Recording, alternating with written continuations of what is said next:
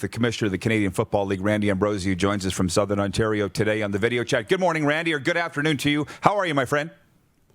Yeah, I'm great, Rod. How about yourself? Safe and sound, I trust? We're all safe out here. Well, in Saskatchewan, you got to throw a stone to hit somebody. So, social distancing isn't the biggest issue where we are. But I want to start with this, Randy. For you, how have the last 2 months been? What's it been like? The word interesting comes to mind, and I'm sure there are others. If we took enough time, I could give you a whole host of words that would describe. The fact is, we're doing. I just was listening to your conversation, and I think we're doing exactly as you described. We're spending a lot of time looking at scenarios. Rod, I think one of the important points to make is that, man, I am rooting for, and there's not a person in the CFL that's not rooting for our healthcare community, that's not rooting for everyone in the supply chain that's helping us manage our way through the crisis. And I hope it's not lost on the broader community that I don't think sports have tried to be selfish here and hog the puck, to use a hockey term. I think we're just as passionate, maybe as or more passionate about the things that are really critical to society's the way society functions. We just happen to believe that sports is a good part of the world. I think it makes people feel good, and I think we can be part of the rebuilding and the healing process. Now that you say that, I think it was at your stop here that you'd mentioned a story about a couple that are both doctors in Saskatoon that you'd become friends with, and they said to you, what you're doing is so important. Remember that? And that was way pre-COVID. Can you relate that story? Yeah, and Rod, I just finished talking to them. They are a remarkable couple, and they are part of a remarkable family, Mark and Shanna Fenton. I just love them. And I called them. I had a chance just to get a sense from them of what they're seeing, maybe some advice to, as I think about how to help the CFL navigate this path to potentially restarting. But their point was that that sports has a voice, and early on in those days, what they were asking me to do, and we've seen sports do a very good job of this, is to really encourage people to do the social distancing, to follow the rules. And so Mark and Shanna were asking me then is to be a voice for all the good behaviors that it would take for us to get this virus under control. So, I think they understand the power that sports has as a force for goodness. And that's something that, again, we should remind ourselves of. Not that we're more important, but Rod, we're important because we do good things for society. I'm going to double back around on this with my last question as to how CFL lovers, what they can do at this time, which it kind of ties in with that. But with your town hall last week, the virtual town hall, you came away, a lot of people were impressed with the message. Were you happy with how the town hall went and was received and the way the statement was conveyed? Yeah, Rod, I think so. Again, we're all learning how to use technology. Look at you. This is a phenomenal show, and what you're doing with technology is quite remarkable. Yeah, I think it was good because it felt more personal. It could have issued a press release and that would have been what it was, but a chance to really connect directly with our season seat holder fans who, as you know, are passionate about our league, answer their questions directly was I think a real positive step. And Rod, this over these past 3 years, I think it's been one of the things that I've enjoyed the most about being commissioner of the CFL is I just get to spend a lot of time with people that love our sport and talking directly with them, whether that's in a stadium, walking through the concourse or the way we did it last week. Boy, there's a measurable value in the ability to talk to the fans who love your sport the most because they're filled with wisdom and good advice. Yeah, and I know you get a lot of it for sure. That's a big part of the pressure of your job, of many pressures. But I did have a question from a very close friend of mine. He was the best man at my wedding. Rider season ticket holder. He said, could you ask the commissioner this? Would you consider more than 2 bubble cities was his idea? Just forgetting Eastern Canada, bringing the Eastern teams out here and using all of Vancouver, Calgary, Edmonton, Winnipeg, Regina. Is that conceivable? Yeah, again, Rod, the exercise that we're undertaking is one that's designed by its inherent nature not to kick things out of the mix before you've had a chance to really evaluate them. So I think the idea of bubble cities, whether it be 1, 2, 3, 4, or more, is not, right now where nothing's off the table. Having said that, at some point you have to start narrowing the field. You have to eliminate some of the options because you burn through a lot of time and energy on things that may or may not be practical.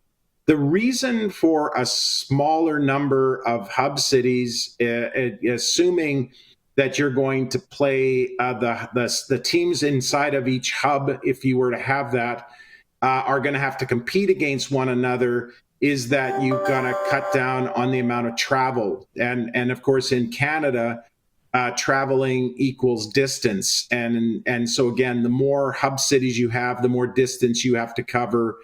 And that complicates things. But again, I'd say to everyone, you know what? We're not trying to be right. We're trying to get it right. And Rod, those two things sound the same when you say them fast, but they're totally different ideas. We're just trying to get it right. We're trying to figure out a way to play if we can and do it safely for our players, do it in a way that makes sense for the future of the league, and ultimately set ourselves up to get through the crisis and into better days ahead in 2021 and beyond. Being a university football alum and CFL alum that you are is invaluable, obviously, in your role. Have you, in your mind, gone back and thought, how would I have handled this when I was a player? Oh my gosh, Rod. In fact, it's really been through the lens of talking with my wife. And Barb and I have been together since we were kids. And, we've been best friends since, since basically forever. And we were talking about that very thing. It was actually Barb just reminding me that I have a responsibility to think about my job through the lens of the players. And she said, Randy, remember what it was like for us as training camp approached. You had this long off season where, for Barb and I, we were both working. But she said, you remember that money that you were going to make as a player was really making a difference in our life. And she says, and you could imagine what it would have been like for us had you gotten a call from someone to say that training camps aren't going to go ahead, and the pressures that we would have felt as a young couple, as young couples do feel pressures. And Barb's just been a real good voice, reminding me that these young men that play our game have families, and that, Rod, I think it's really helped. I really think as I've been trying to understand how to move forward, part of it has been to just remember that I was there once too, and this would have had a very negative effect on me and my family. Yeah, I figured you would have. That's why I asked. And one of our viewers, John in Edmonton, has a question. He says, can you ask Randy, can he discuss at all the report coming out about the Spring League's interest in potentially partnering with the CFL? How far have you gone down that road, if at all? Yeah, you know what? Quite honestly, not very far. The gentleman from the Spring League reached out to me and asked if we could have a call. And quite honestly, Rod, I don't. Again, I try to wake up and face the day through the lens of having an open mind and look at the good possibilities in things. I honestly don't know what that relationship might or might not yield. But look, he's obviously a football person, and we all know football people are pretty darn great. So I said I would take a call with him, and I'm going to, and quite frankly, I'm guessing I'll really enjoy it. Whether or not there is something there, I have no idea today. But I don't think it does the CFL or it doesn't do me any good to not acknowledge him. So that was my first step, is just to reply back saying, hey, I'd love a call. And next step is just to hear what he's thinking. Just a couple last questions before I let you go, because I know your phone's going nuts. You are the commissioner of a pro football league, so I won't take up much more of your time. You mentioned CFL 3.0, the next business model, last week in the virtual town hall. That really piqued a lot of people's interest out here. How much are you guys looking at what the CFL might look like when you come out of this, business-wise? Yeah, it's becoming a real prominent thought process. Look, I know you, and we've known each other now for over the past 3 years, and I would say of the thousands of CFL fans that I've met during my tenure as the commissioner, would tell you that there is such a great passion for this league, but nobody is going to say that we run the best business model, and everyone is just absolutely certain that we're clicking on or firing on all 9 cylinders. We're not. And if we're going to fight our way through this crisis, then we have a responsibility to make sure that on our way through, that we set ourselves on a foundation for long-term success and prosperity. And that has to be to the benefit of our fans. It has to be the benefit of our players and our football operations and our medical staff and yes, our owners. That it doesn't make any sense to me to battle this hard, to be this passionate about something that matters to all of us, not to be looking for a way to set this league on a solid foundation for the future. Because, you know, you look in Ryderville, you build that beautiful mosaic stadium, in Winnipeg, IGG Field, and all across this country where, you know, we play games and how important we are to the community.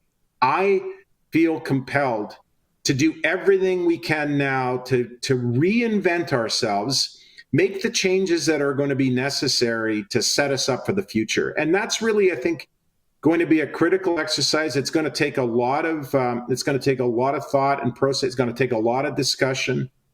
You know, we have shared the idea with the PA that we really need to talk about how do we get this right so that when we come out of this, we're set up for long-term success. Great answer. Pat in Winnipeg's watching. Pat McKenna, she says, just when I thought I couldn't like the commissioner anymore, what a great interview. That's from Pat. So fellow Winnipegger for you, Randy. The last question I have for you, and I should have sent you an email that I was going to ask you this, but it's not that hard. What can we CFL lovers do in the meantime? Because there's a lot of people that want to help. They don't know how to help. What would you suggest to those people? Yeah, well, you know, Rod, we're actually seeing it in action. We've seen a lot of our season seat holders across the country just leave the money with the team, that for now. We don't need the money. We're okay. Rod, we should also say there are families who are passionate about our league, who may have been negatively affected by this COVID crisis. And I would tell them, if you need the money, you should take the money, because we're family. That's how we all feel about the CFL and its fans. But Rod, we're seeing all across the country fans writing to us just saying, no, just keep the money for now. Rod, we are working on a couple of ideas for how we maybe really connect our fans with our league in a more dramatic way. So I'm going to just tease you with the thought that there are some things coming in the days ahead, because we have been asked that very question, and I so appreciate your asking it. You know, how can we help? And I think there is a way that we think we can do something really fun to engage our fans in supporting this league that they love so much. And then, Rod, what I'll offer in return is that we're going to do everything we can to fight our way through this crisis, play as much football as we can play, if we can play this year, but set this league on a path for a brilliant future, a 2.0, and maybe, yes, a 3.0 future. Good. Well, our message will be then, stay tuned. Something great's coming. Randy, I appreciate this. Is there anything else you'd like to mention before we let you go? Yeah, Rod, again, just as I try to do every time, a big shout out to the medical community. Obviously, they're the heroes of this time, and those that are in the supply chain. Obviously, we are all grateful as a nation that we're able to eat, that there's food in our stores, are obviously our first responders, Rod. They deserve a shout out because their jobs have gotten tougher. I was talking with Stu Laird in Calgary last week, and Stu's a fireman, a wonderful guy, by the way. And he was telling me that the job of the first responder community is definitely more difficult than it was before COVID. So, Rod, a shout out to all of them, and then finally, just to our fans, look, thank you for everything you do for us. We have something special. We have a chance to build this truly coast-to-coast CFL, this global CFL, this inclusive CFL, and one, in the not-too-distant future, bigger, stronger one together. And I want to say thanks to all of them. And last but not least, Rod, to you. You're just a giant fan of ours and a great supporter. And I wish you and your family the very, very best. And I'll look forward to chatting again sometime soon. Same to yours, Randy. Outstanding job. Keep up the great work. Thank you so much, and we'll chat soon. Good luck. Bye for now. All right, the commissioner of the Canadian Football League, Randy Ambrosie. And you see all these people writing in. Brady and Saskatoon. Randy. This is why I said to the league guys, just get him doing more interviews. When you see that twinkle in his eyes, it's very hard not to believe in the path that he's forging, correct? That's exactly what we've been talking about. We talked about leadership, right? People just want to hear from them. And guys like Randy, the real leaders, the good ones, they have that ability to calm people down, to instill trust in people. All they want to do is hear. He didn't have really any news today, right? But when you hear him speak, you know that he's working on the right things. He's thinking about you in the right way, and that we trust in the direction that he's going to lead the CFL. Nelson writes, saw Randy speak about his vision for this league 3 times now. I want to run through a wall every time I hear it. So that's some of the stuff that people are getting out of the interview this morning with the commissioner. You're watching Rod Pedersen On Demand. For more of The Rod Pedersen Show, visit rodpedersen.com or follow Rod Pedersen on social media.